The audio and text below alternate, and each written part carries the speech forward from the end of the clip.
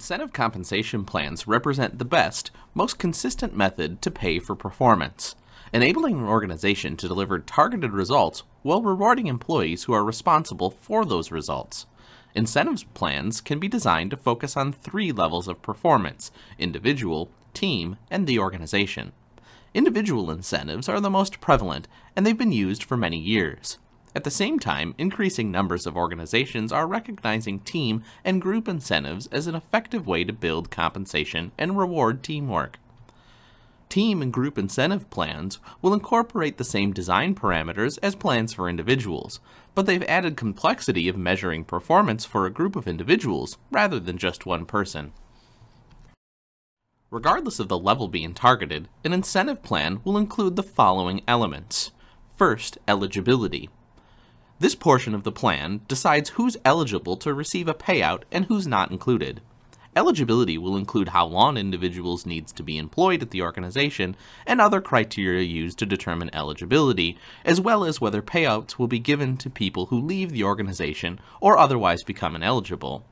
Many HR managers have approved or recommended lateral transfers from one position or another, only to find out later that the new position was not incentive eligible. Therefore, it's important for HR generalists and line managers to understand incentive program eligibility requirements. Number 2. Target payout. Each plan sets a target payout level that is often expressed as a percentage of pay or midpoint, although it can be expressed in terms of dollars. Sometimes there's a minimum or maximum amount that would be paid. An effective approach is to fund the plan based on actual performance, and to set funding at a level that requires stretch but not impossible performance levels. Maximum payouts are typically designed to control costs and prevent windfalls. 3. Performance criteria. The best incentive plans measure and reward behaviors that are specific, measurable, and within the participant's control. Designing plans that are within participant control often is the most troublesome part of developing or managing an incentive plan.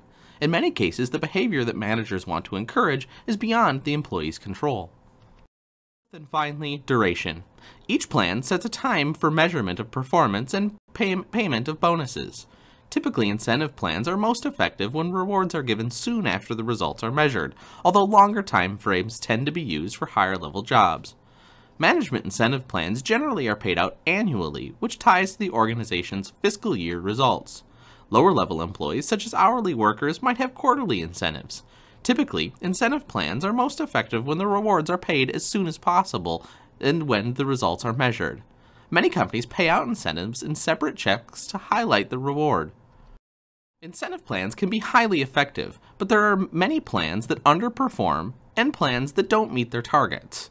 Working closely with line managers and testing plans to see how it fits overall compensation program objectives can minimize the risk of creating a plan that doesn't perform.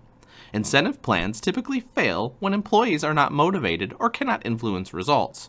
Lack of motivation might be due to a number of reasons, including the award size, the plan complexity, control over the results, and senior-level support. So make sure that the award size is reasonable, that plans are not overly complex and understandable by employees, and that they're communicated well, and that those employees can control their results in the performance or incentive-based plan, and that finally, senior-level management supports the plans and encourages developing positive performance results and better payouts under the incentive plan.